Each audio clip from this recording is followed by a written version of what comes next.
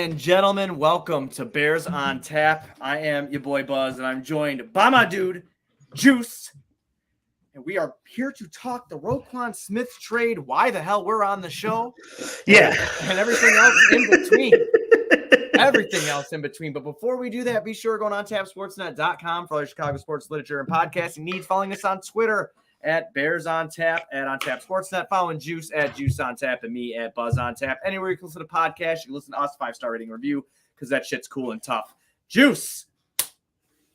Hi. What's up, man? Not feuding. We're not feuding anymore. No, we don't. We don't hate each other anymore. Dude, that was so funny when people were DMing you and DMing me and like, man, you guys just don't hang out anymore, huh? No. Yeah, no, we fucking hate each other. Yeah, we hate each other. You know, I just got back from some trick-or-treating, man. I got bags and bags of candy, and I'm ready to talk some Bears football with you because I haven't been on a podcast talking about Bears football, I think, since the last time you and I did Bears on Tap episode, like 2 years ago? Was it 3 years ago? Yeah, somewhere. I mean, I know we did a lot of lives like in 19. Yeah. When we were but yeah, it's been a long time. I honestly too, like talking football, we try to catch up on each other's lives most of the time when we hang out with each other. Yeah, so I don't really know a lot of your opinions. I'm, just the state of the franchise in general. And I hate them. Obviously, yeah. Well, I mean, we both hate them. That's clear. I mean, we are probably the most pessimistic viewers of this football team. Yeah. I don't know, man. Like, what do you think? I just want your initials, Scott, already. Yeah, no, we just wanted to jump in and have a good time and talk about the trade. I think, like, when it comes to our style, the way we do this show, we like to have a lot of viewership and listener engagement. So, like, don't be afraid to jump in those comments and make sure you guys are, sharing your opinions, because that's a great thing about sports. It's a great thing about the Bears. Our opinions are not going to be, set in stone. A lot of the things that we believe, you'll have the opposite opinion of, and we'd love to voice that and have a good conversation with you. But yeah, man, I just want your opinion first of all on this trade, man, because this is the first, and then we can kind of break it down into like the larger state of what the Bears are in, and I think a lot of side conversations are then drove from this trade today in terms of they've really kind of knocked it down to its base level, and now it's about building it back up. Right. But I just want your thoughts on the initial trade, Roquan, whatever you want to talk about. I want to give you the floor. Oh, yeah. No, I was fine with it. I was fine. Like when we went to the home opener this year, I told you. And for the people that don't know, Juice and I both have season tickets. We have made it a tradition. This was our 13th year in a row, I think, of going to the home opener or something like that. Almost to the point where we forgot how many we do. Yeah, it's amazing. We always have a good time doing it. And if you guys ever want to join us, we're always in South Lodge, because I know you have not seen us. If you're listeners of this show, you have not seen us on this show a lot. This is Buzz and Juice again, if you're just joining us. Also, I see a lot of people on Twitter. Go over to the YouTube, hit the subscribe button, hop in the comment section so we can actually see your comments. Come on over to the YouTube. Adam, I love what Poles is doing. I'm going to agree with Adam, actually. Roquan Smith was a great player, Juice. I liked having him here. I remember the day we drafted him in 2018. You and I were live on the Outcasts when we were doing that in our past life over at SM, and we were stoked on it. It was a big pick. We're linebacker. We have a very rich lineage of linebackers. If you're a Chicago Bears fan, and Roquan Smith coming in, we believed he could be that guy, and he really was he was a big staple in this defense. He struggled here and there. This contract stuff got really weird with him, but it kind of comes down to this. He wanted a ton of money, and I don't value an inside linebacker as a premium position in today's NFL. I don't. So, like, the fact that they got rid of, does it suck that we only I guess that, it's 4 years ago, right? 2018 is 4 years ago. It's 2022. So 4 years ago, we put a first round pick. We take him with a first round pick. We get a second. What do we get? A second and a fifth? And another linebacker that's been on like 17 million teams since last year. So just a guy, special teamer. Yeah. So I'm cool with the Juice. Like, I don't know if there's like why there's outrage on it. Like, this is a team being built in a new vision. So you have to give these guys the chance to build the team in their vision. If you looked at Roquan as a building block, I guess I understand and I see your pain, and I'm sorry about that. But listen, he's stacking up picks and he's stacking up cash.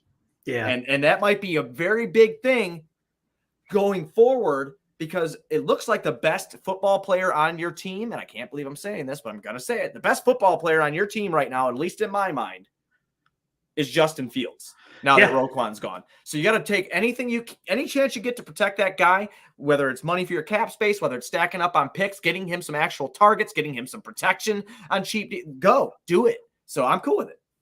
Buzz, I want to build on that last point that you had. I thought it was perfectly said.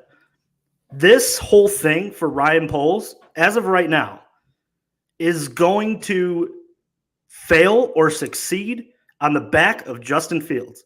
And if you don't do everything in your power to surround that kid with offensive line help, with wide receivers, with another tight end, he has good running backs.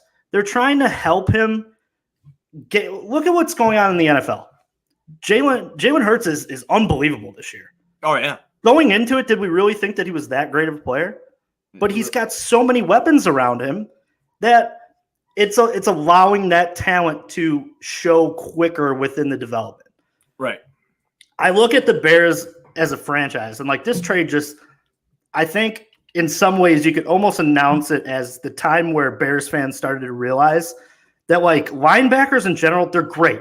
And this franchise has a million different names between Urlacher and, Mike Singletary. Right. You know what? The NFL has changed. It is not that game anymore. So to sit and say that linebackers are that valuable, I mean, don't get me wrong. This defense is going to have to stop somebody. We saw it on Sunday. Right. But look how easily the Ravens filled that need when they were ready to contend. A second and a fifth. That's a perfect point to put. That's a perfect point to get to it. I'm not trying to say that they don't hold value, but dime a dozen, dog. It's just today. I'm sorry. It's today. They went. Right. You're right. They were starting to compete. They noticed a hole that they had, and they go and they give a second and a fifth and a no name over to get Roquan Smith, who is looked at as one of the premier talents at that position in the league. So either Poles got fleeced, or this is what the going rate is, and he didn't want to pay him. And now, again, I'm fine with it because I want to see what he does with it. Sure, and to like this whole Bears thing, it's time to move away from our historical values of hold them down to 17 points and score 18. Like I am tired of going to Bears games and just looking at the same loss over and over and over again. Oh, you can't score. Right, which, like, if you really truly believe in Eberflus and they trade this guy and you think that he's able to identify talent like Shaquille Leonard, who was over in that system in the same spot, you know where he was drafted? In the second round. He's a second-round pick. He's a guy that can be coached up. They just acquired another second-round pick. So maybe you're looking in the first early at a playmaking wide receiver or a left tackle that you believe more in than Braxton Jones. But what this does is this just allows Ryan Poles to fill his image. And at the end of the day, like, we can't sit here and keep knocking our head against the wall of failing in the same way over and over and over again, where we expect a young quarterback to make chicken salad out of chicken shit. Right. Because that's exactly what has happened to any big-time quarterback that this franchise has drafted. They invest so much money on the defensive side, and then they just go, hey, go be that dude. Well, that's not how the NFL works. The best quarterbacks getting into their prime, Josh Allen, Patrick Mahomes, they had Tyreek Hill and Stephon Diggs for some of their career when they were coming up. That's what you need. So enough of like trying to just knock your head against the wall of like, yeah, I'm going to invest in this linebacker with a top pick and invest all my money on this side of the ball. Nobody plays defense anymore, man. And they don't allow them to play defense. So what's the point of sitting here with this huge asset, 26 years old, I get it. But I love it. I love that Ryan Poles put his nuts on the table. I gotta agree with that. I said, you know what? This guy isn't in my future. Right. But you know what? I'm going to replace him through the draft, and I feel confident enough that I can identify that player. Yeah, no, I gotta agree with you. He picked a fucking lane, and it's funny now, kind of seeing where it's going, and I'm guilty of this, and I'll be honest with everybody on the show that listens to the show religiously that hasn't heard my takes on it or whatever. but I'm guilty of this. I fucking hated it. When we went into the year, I'm bitching about the line. I'm bitching about the receiver core. I mean, I'm bitching, and I'm tired of it. And then you have all these, and I'm gonna throw some shots because that's what we do. You have all these people on Twitter with their podcast. I'm not saying ours is better than anybody else's or our takes are better than anybody else's, but you have all these people on Twitter. Oh, it's going to be fine. He's going to be fine. Bears are going to be better than you think. No, they're going to suck. They're going to suck because he's putting himself in position in the future to not suck. I don't know if Ryan Poles is making the right decisions, Juice. I have no fucking clue, but I like the direction it's going because it's different. It's a different direction. That's what I like about it. If he goes out and he drafts duds, then okay. I guess we were all fucking wrong. But I think that we could all admit here, Roquan Smith still being here wouldn't change that because if you can't score in today's NFL, you're not going to fucking win. $100+ million of cap space. What was it? 8 draft picks? 9 draft picks? 9 draft picks. Nine draft picks in the next upcoming draft. Okay. And guess what? The trade deadline's tomorrow. Monty's been rumored to move.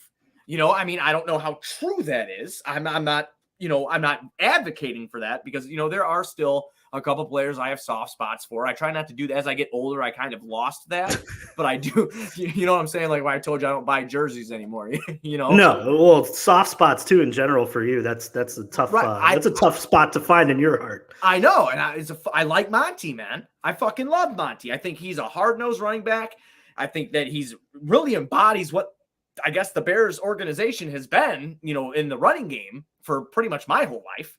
I'd hate to see him go, but if we're going to keep piling on assets and you got a guy because he's in a contract year, if you're going to keep piling on assets and you got Khalil Herbert sitting there, who's been a fucking dog, I'm okay. Keep piling up the assets, get people to protect Justin Fields on your line. Miss me with this Tevin Jenkins, Larry Borum shit. I don't care. I need some solidified people along with those guys to fucking not put all this pressure on them. Protect Fields, get a decent fucking offense out there, get some targets, and ride. That's where I'm at with it. I'm happy right now with what they're doing. I think that they still have a couple pieces on the defense that they even brought in. You have Jaquan Brisker. Everybody loves him.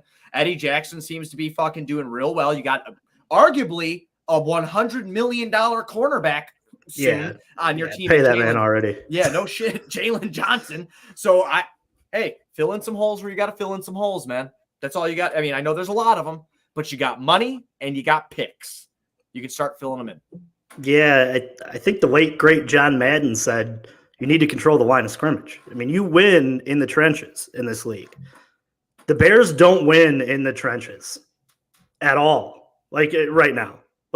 There is no defensive line scaring on that line right now. There's realistically, man, the offensive line has been it's been a turnstile worth of different guys who come in and are doing their best to fill in. I'll say this: they were a little bit better, but they did a lot of max protect this last game here, and kind of kept it real simple. A lot of misdirection that way. It made those defensive linemen think more.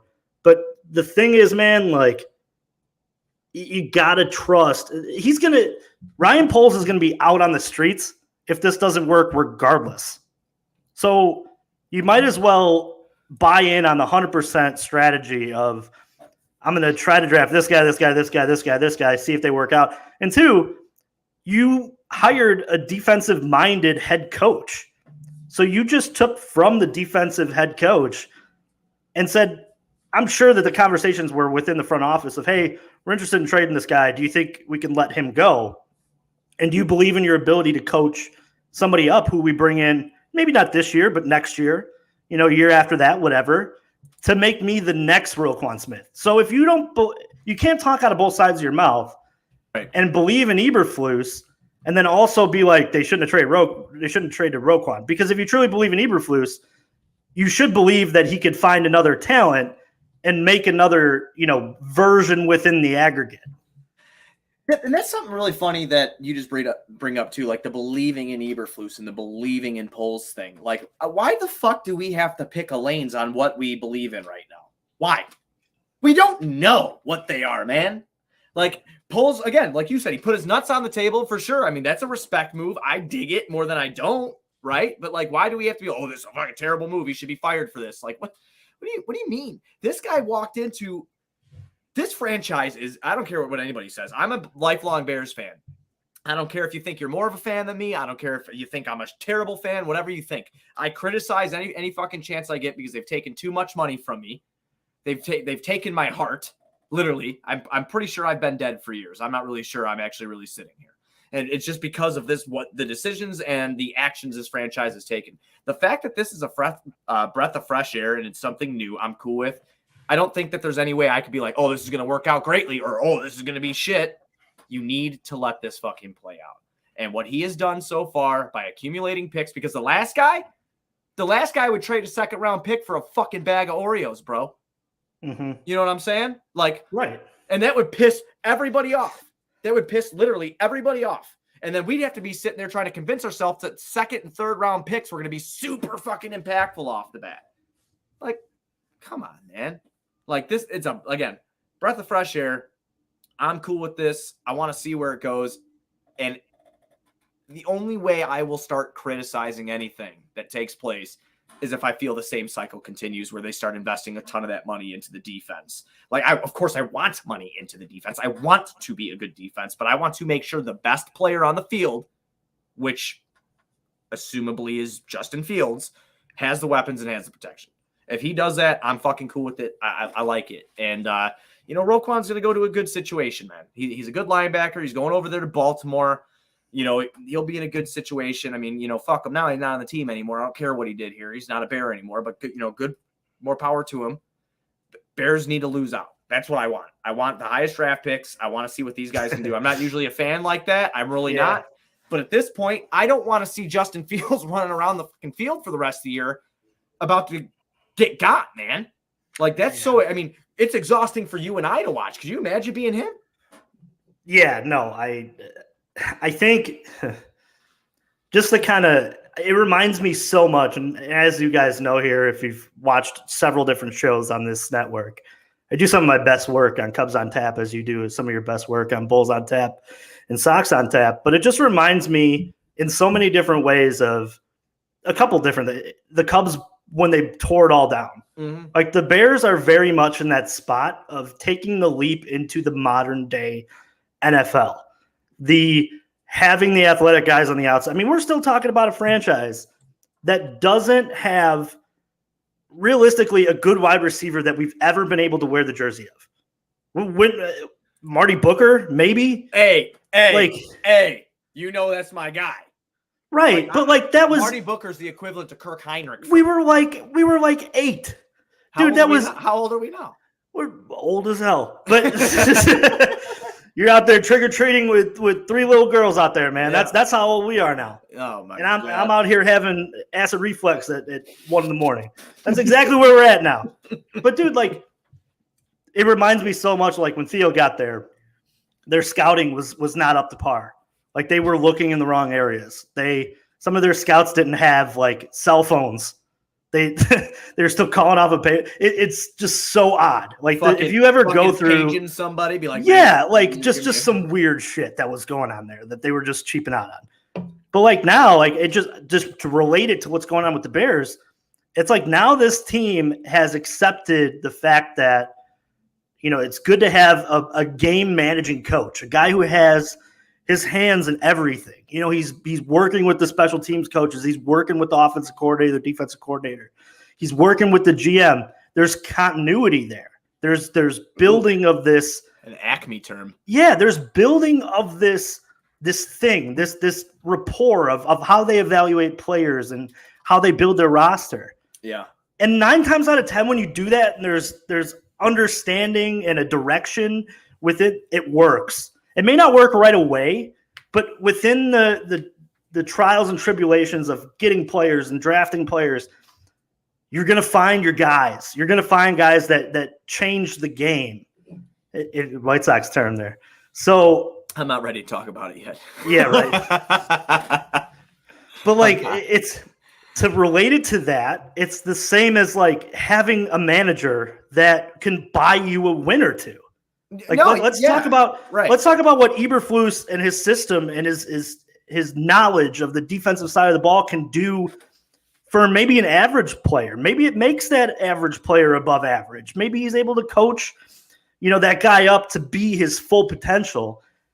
On the offensive side of it, it's always been a question mark for us. And I'm still not. So I love what they're doing now in the last couple games. No, the last couple games have been an improvement over the first 3. Right, but Luke Getsy is still on my question mark. I don't know yet. I don't know, and nobody should know yet because it's the amount of games that we've seen where this works is such a small sample size. Oh, right. So to sit here and be like, yeah, Luke Getsy's gonna be fine. Next year we're gonna roll with this.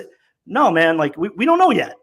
But everybody wants to have a hot take, Juice. Remember what we used to say on the Outcast? Everybody got a hot take. They want to throw shit at the wall and see what sticks so they could tweet out that I called this before it was going to happen. I'll be the first to tell you, I don't know what the fuck's going to happen, but I will say I think Luke Getsy was sent here by the Packers to destroy us from the inside. So that's what I'm going to – it's a conspiracy theory to take the Bears out. No, I'm kidding. But I will say that. I do like Eberflus, though, and you were right about him when we talked about him. I know I wish we had these takes on here, but we just talked about it on the phone or if we were hanging out and drinking or whatever. But I actually like Matt Eberflus. I think that he's very transparent. It's not the naggy shit where, we got to get better. Oh, yeah, I saw that too. And this is how we're going to look at the tape. Yeah, right. Although Eberflus dropped one of those, we're going to look at the tape early on the season. Yeah. Oh, no, please. Also, Getsy ran one of those shovel passes on Sunday. I hope I never see that ever again. No, I saw enough of that under. That shit was a fireable offense as soon as you ran it. Right. So, but just to kind of, it's like having, just to go back to my White Sox point, to kind of bring it all together, bring all the sports together. I'm very sad. It's a lot like having a good manager. And if a good manager and a good head football coach is able to coach these guys up, you can get by with a second round pick at that spot. Now, maybe having this second rounder frees you up so that you're able to go and get that difference maker wide receiver that Justin Fields needs. Because if you go into the offseason and you're in need of X, and X, like there's a pecking order of what he needs. Yeah. And there's also the draft board, the way it sets up and having depth at certain positions. And I have talked to some football people that I know that I had talked about this trade, and they said, don't worry, it's pretty deep when it comes to linebackers. They should be able to find somebody to replace maybe this year or the year after. Maybe they are finding that one stopgap, free agent veteran guy who's just going to be in there to come and give you 2 years until you find their next until you're able replacement. Yeah. But guys, at the end of the day, this thing is going to succeed or fail on the back of number one.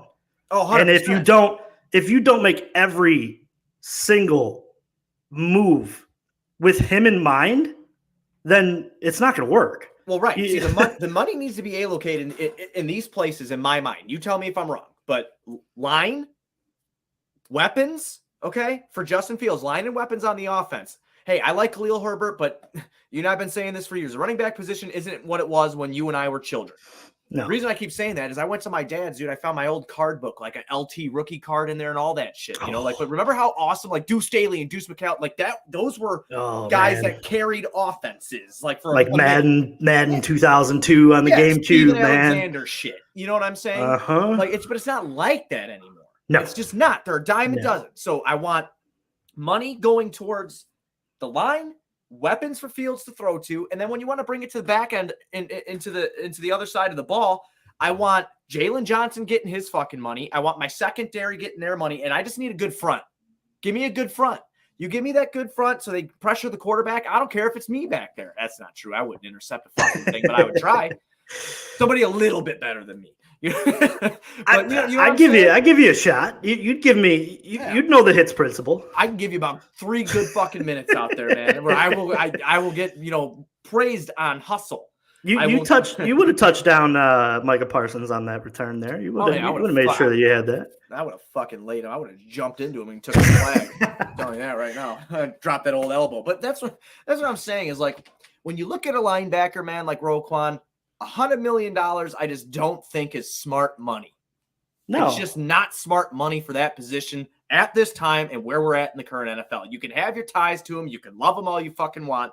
But when this team starts competing, I guarantee you in the top 5 of their best players, one of them is not going to be middle linebacker or inside linebacker. And you'll never know how far away they were contract-wise. Right. You'll never know how much money he really wanted to make. Because he's representing himself. I still think he fucked himself. Well, if he really wanted to stay here, I mean. I think. Yeah, and that's fair. It just makes you think, like, what do they value? Like I think this is a great question for everybody listening, ourselves, to just kind of talk through. And I don't have a good idea. I'm going to be honest as I sit here on this show. What do they value in a football team? What is That's fucked up, Scott. Yeah, remember that? That's an old one. Yeah, that's ducked me for years. That's from the Outcast days. That's an old throwback there. But yeah, he ducked me, Scott. He didn't want no peace. No, but that Packer backer now. Yeah, he is old. Side convo here for a little sidebar. Yeah. I have a theory that Patrick O'Donnell is the reason the Packers are so bad because he was so bad on the Bears. Yeah, like the Bears were so bad during his tenure that. Now he's on the Packers. He's spread his disease. I'm hoping that's the case. Or this would be even more cool. We sent him there to destroy them from the inside, just like they sent Getsy here. We fucking countered it. You know what I mean? Well, that was the trade-off, right? We got an offensive coordinator. They got a punter. Yeah, no shit. But for them, they have the hard time with special teams anyway. Right. That's very true. But what do they value? As you look at this roster. Obviously, they value the development of Justin Fields. It's probably one. But position on the field, it's going to be interesting to see what they do with this top pick because it'll give you a view of what they believe is the difference between winning and losing football games. And I just want your opinion, off the start of where you think they'll go. It's so far out there. We don't know what pick they'll have. But if you were a betting man, what are they doing with that first rounder? I got to get a lineman. I got to get an offensive line. I got to because there's a couple good ones in free agency, as was pointed out by Scott and them in the comment section right now. But I need somebody who they believe is going to change the trajectory of that fucking line. I need somebody solidified. I need a dog in there. I need somebody who's going to protect Justin Fields. When he is the best player on your team, he needs to be protected. Again, so left tackle, where do you see the most? Yeah. Well, I'm gonna. That's the question. Where do you see the? Yeah, I'm gonna go left. It's the problem with that, and I want to pose to you an interesting tidbit there. You do know that this regime drafted Braxton Jones. Yes. So is the idea of letting Braxton figure out that position and figuring out somewhere else on the line, or are you comfortable kicking him over maybe to right tackle or inside? Or there's things that's the problem that I think that Poles will have when he's drafting that high of a left tackle. Yeah. He'll look at it and go, can I so quickly back out of the Braxton Jones experiment and have to kick him over to maybe another side and have him learn his second position in his second year? He might get a raw deal, Juice, but I mean, he's a 5th round pick, Braxton Jones, correct? Right. You got two of those. Listen, man, it's going to have to come down to talent at this point. No one's owed anything. Sure.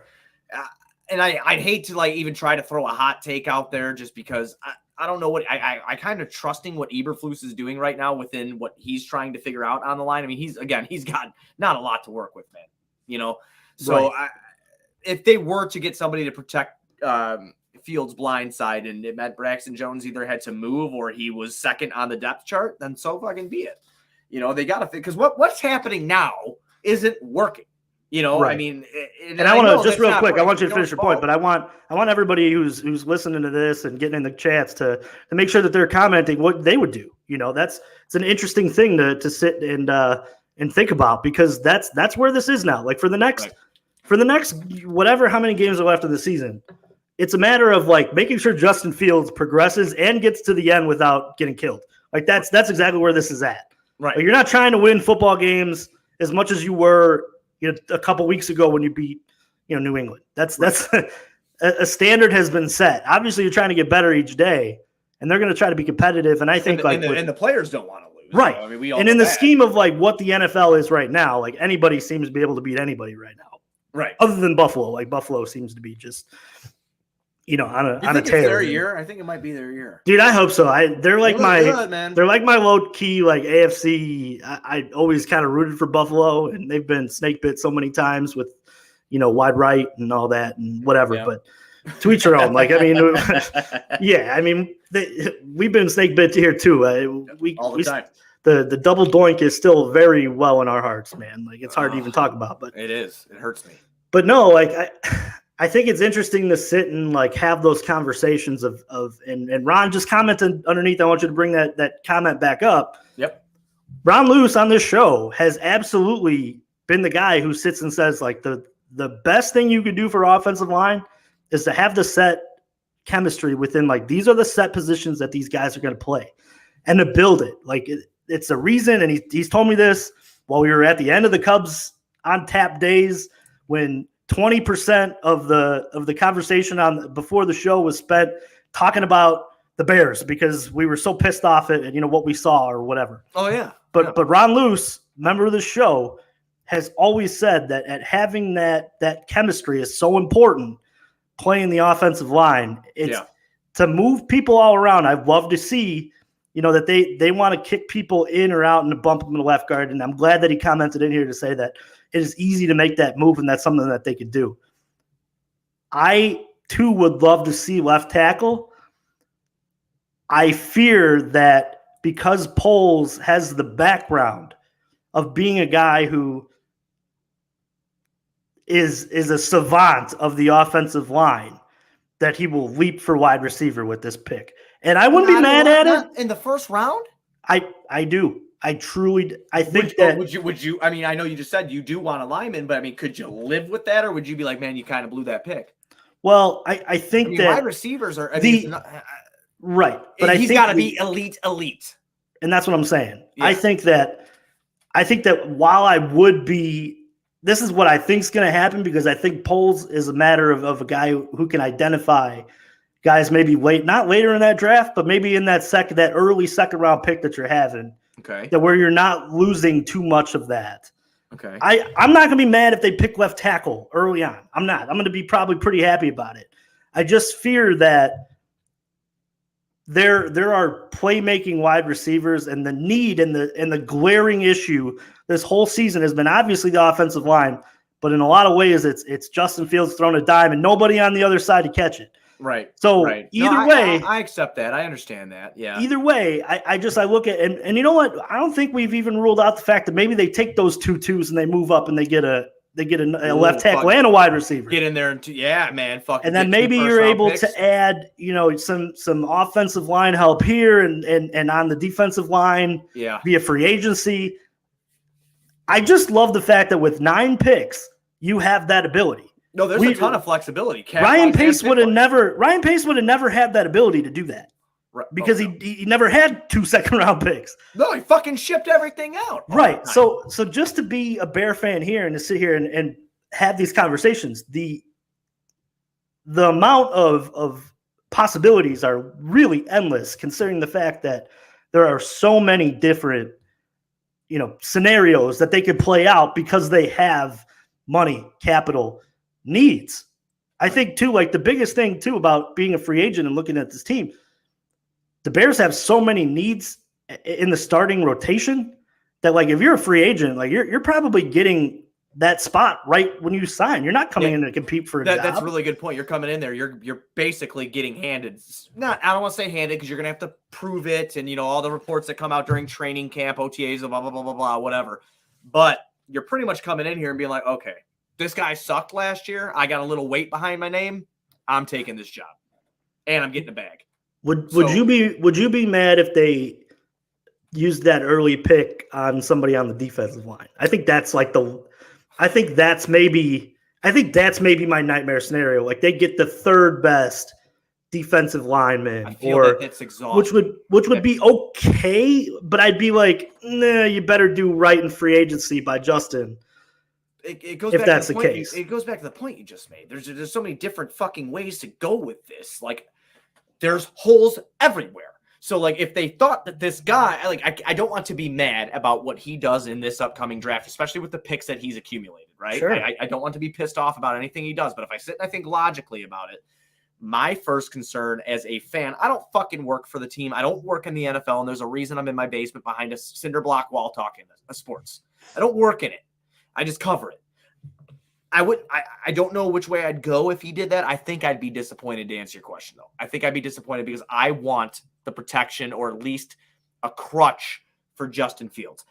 A guy that is going to go up every time, because no matter what anybody wants to tell you on Bears Twitter, yes, the line sucks. Darnell Mooney is not a number 1 wide receiver. He's just not. He's not. So you can all keep telling me that he is, but he's not. And I'll show you why, because it's in the fucking numbers and it's in the play. I need something for Fields. That is who I need something for. I just need anything. Just protect him. Don't let him get hurt, because I can confidently say this. In my lifetime, besides Cutler and maybe 13 or 14, have never had, and that's even arguable, have had a quarterback on the Bears that was the best player on the fucking team. Yeah, that's. I'm 31. I'm 31. That's never happened for me. I didn't even think of that. We walked down memory lane. That's a good point. Eric Kramer, maybe. And we're talking about Eric Kramer. So if there's anybody who's fucking 15 to 20 watching this, they have no idea what I'm talking about. No. So, I mean, Jim Miller in that one year, but he still had Goldman, Colvin, Urlacher, Mike Brown, Mike Green. More or less a game manager too, right? I mean, they were heavy run the football. They were heavy play defense. Right. And that's why, like, I'm so happy with Ryan Poles. Like, just fail in a different way if you're going to fail. You know what I mean? Yeah. Like, is that a bad way? Swing, man. Right? Like, it feels like we've sat watching Strike 3 for our whole lives. Like, at least take a swing. You know, it's do something different, bro. Like, I don't just right. So I don't care. Like, so I can't sit here and be like, yeah, I'm upset with the trade. Sure, you never want to watch a 26-year-old player walk out your door. But no one wanted to lose Roquan like that. No, but there's time and place. There's time and place to have a player on your roster like that. Yeah. And when you don't, and you have so many needs, you trade a guy like that. That's just what you do. It goes back to the point, Juice. You have so many fucking holes to fill, and you have fans out there. And again, I'm not questioning their fandom. I'm just trying to give them a different perspective. They could tell me to fuck off. I might be wrong. But you have fans out there that are going to commit $100 million to a linebacker, and the quarterback that this new regime, old regime drafted him, right? Moved up, went and got him. But the new regime believes in. You're going to fucking pay this guy, and you're going to strap yourself a little tiny bit there because he's going to get a big contract. I know we have a ton of money, but there's so many other holes to fill that you're not going to be able to get everything Justin Fields needs. And if you do, you need Roquan to be God on the defensive end, because they're not going to be able to fill in the line holes that exist. And good luck, like, evaluating this trade tomorrow. You just can't. Like, we could sit here next year, at the end of next year, and have the second round pick be a 3 technique that ends up, being a run stopper and solves all your problems on that end side of the ball. And then your 5th round pick ends up being like an Antonio Brown without the CTE. Like, that's fucking dead, because that's exactly what can happen. It's not funny. It's very serious. No, but that's the general area of when some of these guys were drafted with these success stories. That's where you find some value. Maybe they find a guy like that. That's a mainstay on the outside that makes you, worried about getting the top blown off of your defense, and a guy you got a game plan for. You only had Roquan Smith if you tagged him for an outrageous amount of money going into next year, because he clearly wasn't going to sign a long-term contract with you unless you severely overpaid for him.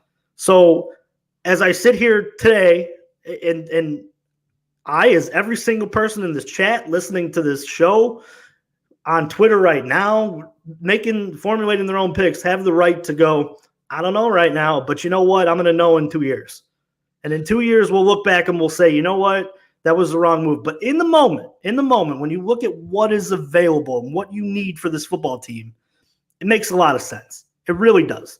And no, I agree. I agree with you wholeheartedly. And I think that everybody here who sits and says it's a bad trade, you don't let guys walk out the door like that. I get it. And we shipped his ass out the door. I get it. But it's also the full amount of information has not been told about this trade yet. It just hasn't. And it won't be for a couple of years. I'm glad you said that, because I feel like there's a lot of things that happen on the other end that we're probably not aware of. And the only reason I say that is just because of the the back and forth in the offseason on what was going on with Roquan and the contract and all that stuff. And then him coming out just, what was it, 6 days ago? 5 days ago? 6 days ago that Quinn got traded, right? Today's Monday. So it was like 6 days ago. Robert Quinn gets traded. Roquan comes out and he's upset. It's a good buddy of his. I get that. I understand that. But to come out against Dallas, you're the leader now. And I know this trade didn't formulate just today. I know that didn't happen. This has probably been in the works for quite a minute. But to lay the fucking egg he laid against that team and play as shitty as he played against that team, sorry, dude. It's for real. Like, I mean, I want, if you're $100 million fucking linebacker, I want it every fucking week. I want it every week. Every week. I don't care if you're fucking little tiny banged up you're playing. You got to give it your all, man. Sorry, some fans look at it like that. And I'm one of those fans, and I could be wrong. I never carry the flag and say that I'm right. But Roquan was a great player for us. He did some good things. His rookie year in 2018 was fucking fun. He's gonna be great on Baltimore. I think he's gonna be very, very good on Baltimore. He's gonna be great with that. But he's also gonna be surrounded by good pieces on that Baltimore defense. And he needs that. And he needs that. Let's face this. We're not talking about a guy who, with no help this year, because that's exactly what this defense is, stood out every single week to the point where you said, man, you better pay that man. Right. No, there were spurts. And there were days where you're like, yeah, he deserves to have it. Oh, yeah. But, I mean, go and watch the tape. Go and watch the tape from this weekend. Yeah, you tell me.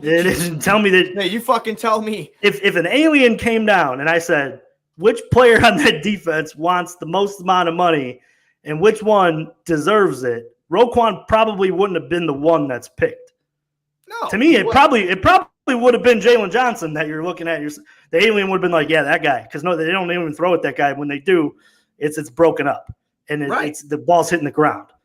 So you need that one number. You need that number one clamper in your secondary. You need that, and that's Jalen Johnson.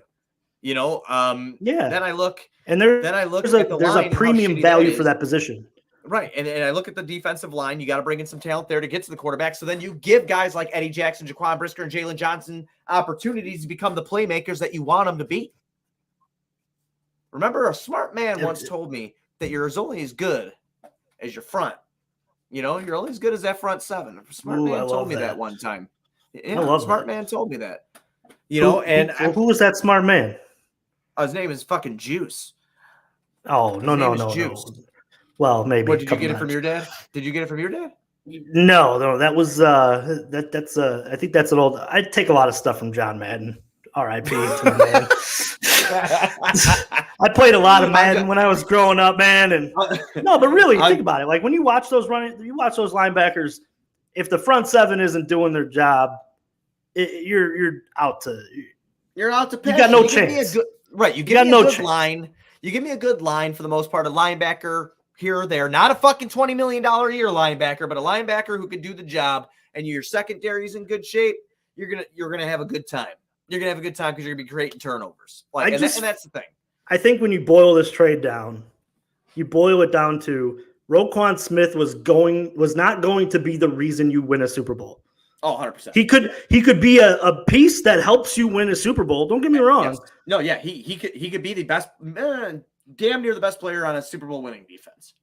But Justin Fields is the reason you win a Super Bowl. Like a quarterback, there's a reason that Tom Brady has so many of them.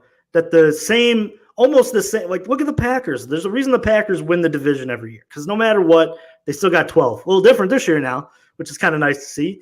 But think about, bitch. No, I'm just kidding. think about the teams that are within their Super Bowl almost little line of year. They're kind of run. They all have great quarterbacks. Who's the last quarterback outside of that like Nick Foles fucking craziness with the Eagles? Who's the last shit quarterback to win a fucking Super Bowl? Is it Brad Johnson? Is it with Tampa? What year was that? I think 02 or 03. Because Dilfer was before then. I think he was before then. I don't remember. Like, who's the last shitty quarterback to win a Super Bowl? I'm dead ass. Like, who is it? Matthew Stafford. No, I'm just fucking. Yeah, fuck that guy too. He'll always be a Lion. Yeah, but I'm exactly. You know why you don't know? Because they don't fucking win them all.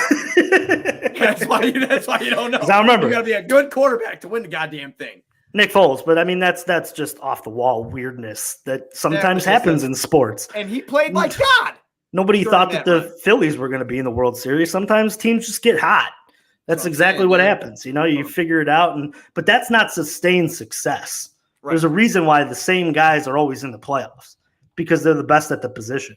Right. So just to sit here and evaluate this trade, it does not matter just as long as Justin Fields gets what he needs, because that's how you get back into the conversation, winning your division every year and getting that, as I call it on Cubs on Tap, spinning that wheel, rolling that dice, getting in there and see if a bounce here or there gets you a championship on the other end. And as somebody who's lived through shit, man, between the Bulls, the Blackhawks, all these depression is a real thing. All these rebuilds. I mean, I'm probably a master at rebuilds right now.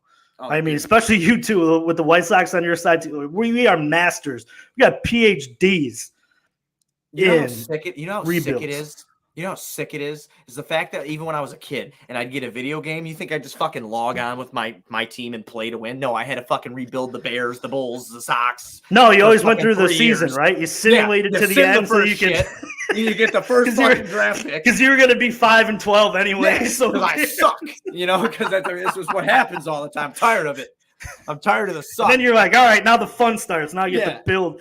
It's almost like it's that TikTok. What's he building in there? It's fucking ridiculous. It's fucking ridiculous. I did pull up the list though. Okay, please. I'm glad you did.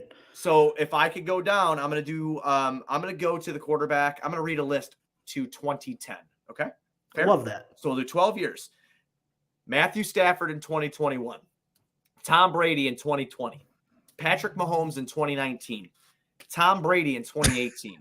Nick Foles in 2017. Could be a lot of Brady. But he was the MVP too. Don't forget that. Like I said, he played like God. Yeah, he was like playoff MVP that year. He was great. Yeah, he was unbelievable.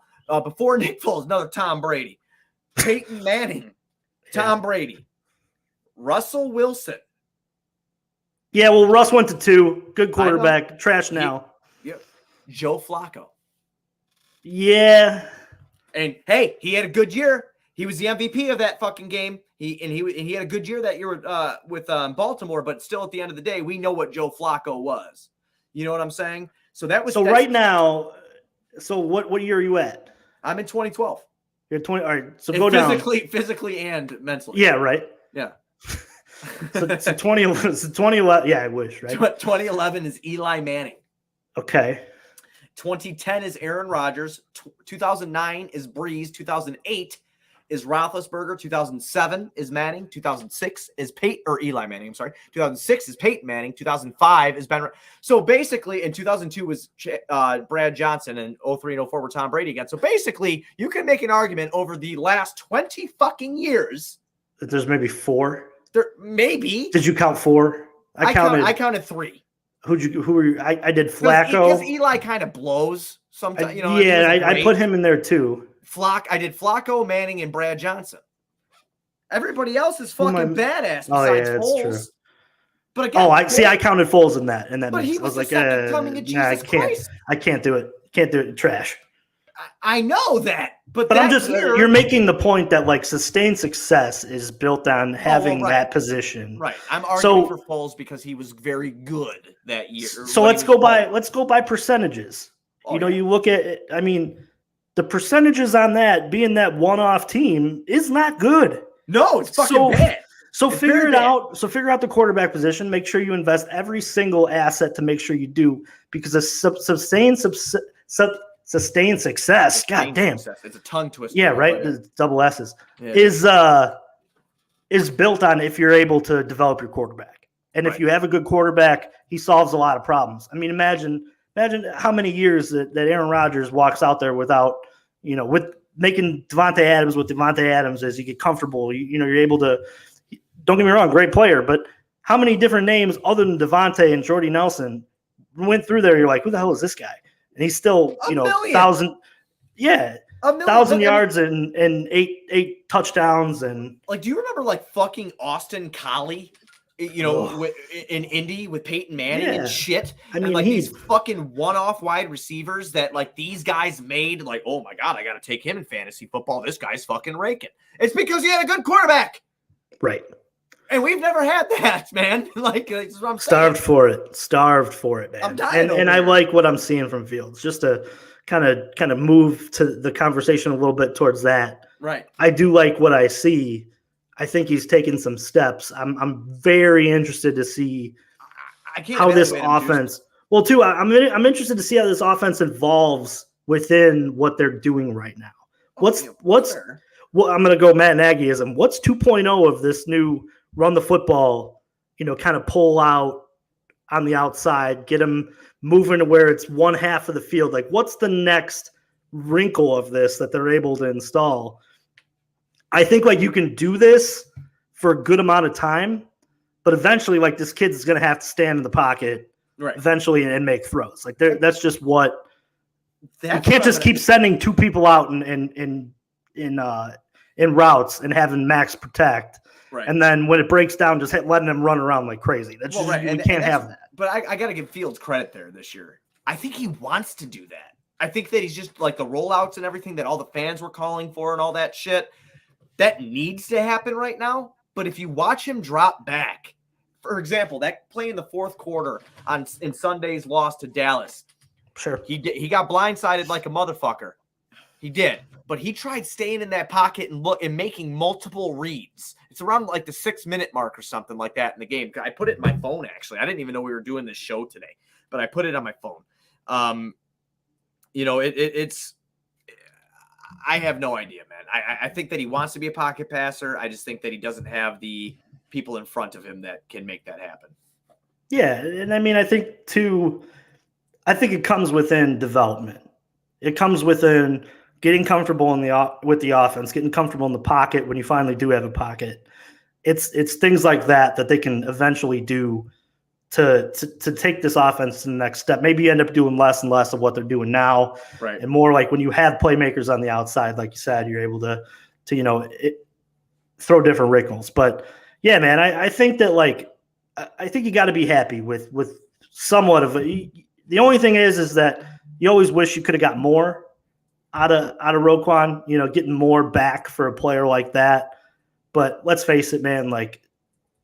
He was probably shopped around to every team in the NFL. I'm sure he was. Like I said, that just because I brought up the bad game against the Cowboys doesn't mean they made a fucking phone call in 12 hours and were like, shut the fuck out of here. That's not how this works. That's not how this was. They were shopping him. That's not how this works. They were shopping him if there was any reservations that they might have had of him. Maybe that fucking pushed it forward, maybe, but I doubt it. I think the plan all along was to move him because they didn't come to a contract agreement. Right. And they don't want to tie up a bunch of money into the fucking guy. And I'm sorry that people can't understand that, but it's just the truth. You don't want to tie up that kind of money into a linebacker. It's not a premium position anymore. This is not 2003. I want it to be because that was how I grew up, but it's not that. You think they would have gotten more back if they would have traded him in the offseason? Of fucking course. People are so desperate when the draft is there because this guy has the potential to be the next big thing. I think they could have gotten fucking more from him then. But I think why don't you do it? That's my question to you. If you really thought you could have got more, do you think the market just wasn't there, or do you think that? No, I think they liked him. I think that they wanted to try to fucking retain him. Okay. And then there was going to be no team discount or whatever like that, and then we can get into the whole billionaires, millionaires fucking thing if everybody wants to. I really don't. But sure. That's just I think that they wanted to retain Roquan. Roquan is playing like a top 5 linebacker in the league. He wants that kind of money. And the Bears are in a position right now, are not in a position right now to do that for him because they don't have anything on the other side of the ball to protect the number one asset that the team fucking has. Yeah, and that's they can't tie that money there, man. It just can't. That's the only gripe I'll have with this trade is that if there was an opportunity to get more in the offseason, you should have just did it. Because I think that this was the writing on the wall for this was very much written probably earlier than, as of a few weeks ago when you start talking about this deal. So, I mean, if you really truly had a deal on the table in the offseason, you probably should have taken it. But I don't know. It's also a front office, dude. And it's also a hypothetical. It's also but we don't know. We don't know that. I mean, it's just an assumption. I right. don't know. And that's maybe this was the best deal they got. Maybe it was. I mean, because a lot of people thought they were going to be able to get first rounders. I'll tell you something right now.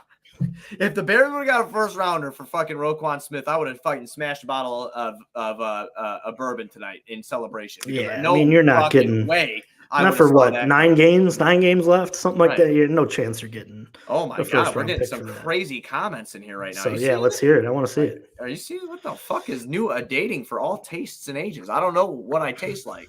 What is going on, YouTube? This is a family friendly show. Also, too, if you're looking for something like that, what was that? Sex.info? Yeah, sex.info. You can find that. It's like, what? Shameless plug. Shameless plug, man. When we're live. I don't know. I don't know either. Look at our faces. I mean, we're probably doing all right. I am fucking good looking. If you're listening to this in podcast version, you need to get over to see these beautiful mugs. Mine's beet red right now because I haven't eaten anything and I smashed a couple beers during this podcast. Well, it's almost time to venture our way out, but I want your time. It's getting there, right? It's getting to that point where yeah, man, I think we've kind of like circled the wagons on this whole trade. I think in a lot of ways. You know, I like, and to just kind of sum it up, I like the plan. I like the state and where this is kind of going because, like we said, man, like I would rather them do something different and fail than to continue to do the same thing that they've done over and over and over. Definition of insanity, my man. Yeah, it's and that's exactly where I think you got to, this franchise. I know that we've been called out by a lot of people as negative, and we've gotten some backlash of it. And I'm not negative. I just love the Bears so much that I want them to succeed. So I get upset, and when I get upset, I get angry at the franchise, and that doesn't mean that like when it hits noon on a Sunday, I don't watch. But there's little things that for how many years, man, as we've sat and watched this, they didn't do the little things right. They didn't do, the back work on a lot of these picks to make sure that they were succeeding in the end. And I think that for far too long, and I mean this goes back all the way. I tweeted it a couple weeks ago. It goes back to however long I remember. I am just so tired of every week being like, which offensive lineman is here? Which one is here? When can we get a better one than this one? And it just seems like it's always the same conversation over and over and over again. And if Poles truly does value the trenches like I think he does, we're going to be able to pull, some good offensive linemen from the draft, from free agency, and build that up. That way we have that success. We have that ability to run the football with the ability to pass block for Justin Fields so he can survey the field and hit those home run balls because he throws such a great deep ball. I think that there's so many things and so many opportunities that this trade opens up for that I'm just excited, man. I think I haven't watched 2 Bears football games back to back with as many smiles as I had in a long time. I mean, don't get me wrong. It was fun when they had that whole run with the defense. And 2018 was a great time. Yeah. It was a great year. But it always felt like it wasn't sustainable. Right. It always felt like we were a one-off type of product. This feels so much more sustainable. Yeah. When you have, the hope of something that we haven't seen ever in a franchise quarterback, that maybe the next move is you have that hope of having that franchise wide receiver, a guy that, we can put like a on our backs. Like a fucking Burrow Chase thing, or what I'm saying? Yeah, like something. And that's where we're getting to. And I think that as the Bears slowly do this rebuild, I think that's the definition and the examples that we're going to have to look at. It's going to be some terrible football for the next 9 weeks here. It's going to be tough to watch because they're going to be terrible up front on defense, and Justin Fields going to be running for his life sometimes, and he's going to have some bad games. These 2 games are in a row, and the one half with the Vikings game has been really good. Yeah. But he's going to have some bad ones again here. It's going to happen. It's going to happen. It's what happens when you have a young – and I'm still calling him a rookie because I don't count whatever Nagy was trying to do with him last year. This guy's got to go through a whole 2 new coaching staffs to him, 2 brand new coaching staffs within his first 2 years in the NFL. If anybody gave up – no one should give up on him. You hold them accountable for sure. Hold them accountable for stupid plays. but no one should be giving up on them. See, my stance is very similar to yours, but I'm going to take the wait and see approach. I like the move that they've done with Roquan. I like getting the picks. I like trying to pick a lane. I don't know if I'm in love with it because I don't know what's going to happen yet. And I kind of, with this franchise, I refuse to let myself get too far deep into a lane because they somehow always surprise me and fuck it up. I'm being honest. So whether I'm a hater or not, it just kind of is what it is. But I will say that I'm intrigued by this. I like what 2023 is shaping up to be. Yeah. The potential of it. And I'm not saying that's going to be a playoff year. I'm not saying that's going to be a Super Bowl year. I want to see protection. I want to see weapons. And I want to make sure that the number one player on our team, the best player on our team, has everything he needs to succeed moving forward. That's where I'm at with what they did with Roquan today. They drew a line in the sand. They're going to allocate that money to where they believe it needs to be located at and go from there. Now make it work, Ryan Poles. Now make it work. Make it work. Hey, I love putting the balls on the table, but you know what? Make it work. Yeah, I'm like I said, I'm glad. I'm not bought into polls yet. I'm not against polls yet. I'm the wait and see approach is here. I've liked some things. I've disliked some things. So hopefully, we'll see what happens tomorrow because we might be doing another one of these. I don't know. Like tomorrow's the deadline. So I guess we'll have to figure it out if something happens with Monty or whatever. But right now I'm comfortable. I'm glad they made the trade. And more importantly, it was fun to be back on the mic with you, man. I think we need to do this again. Dude, it was a lot of fun. I know I miss our banter. The only thing that I didn't like is usually I'm sitting right next to you. Yeah. And I myself have a beer. I wish I could, but living out here in the Bend now I'm in the Bend, in South Bend, close to Notre Dame, around the corner from there. And I hate Notre Dame more than anything in this world other than the Packers and the Cardinals. But hey, here nor there. But yeah, man, no, this was fun. I hope we get to do this again soon. And if not, jump on. I know you got your Bulls going now. Maybe I'll jump on and talk some Bulls basketball. Anytime you want, dude. We're going to plug right now. If you're a Bears fan and you like the Cubs, go follow at Cubbies on Tap on Twitter. Follow Juice at Juice on Tap. It's right there. It's right there by his name. How do I point to that? I can't point to that. I don't know where to put my fingers. But yeah, point right there. That's what she said. That's hilarious. Okay. Anyway, follow Juice on Tap. Follow at Cubbies on Tap. If you like me, follow at Buzz on Tap, follow at Bulls on Tap or at Sox on Tap. We're always on the mic. We're always talking Chicago sports. And I think we will do this again. We had a lot of viewers in here. We had a lot of fan interaction for an unannounced show. So, and you know what? That's the most important thing. I want to make sure that before we get out of here, we thank all the viewers and the listeners. Most of all, as David Haas says in the morning, thank you for listening. But I absolutely want to thank you guys for jumping in. Make sure you guys are subscribing, hitting that bell notification button. That way, when you're on YouTube, you can get the notification that we're going live for whatever at OnTap Sportsnet.